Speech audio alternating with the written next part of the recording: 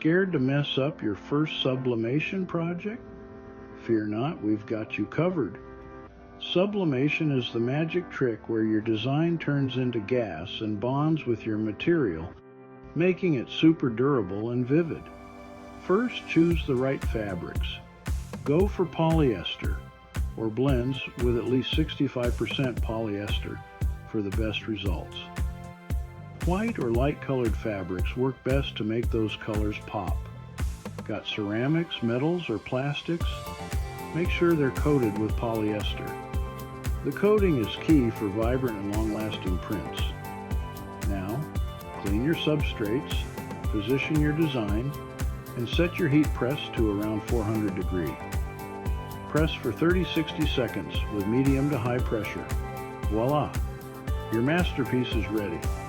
Start experimenting and let your creativity shine. Happy sublimating.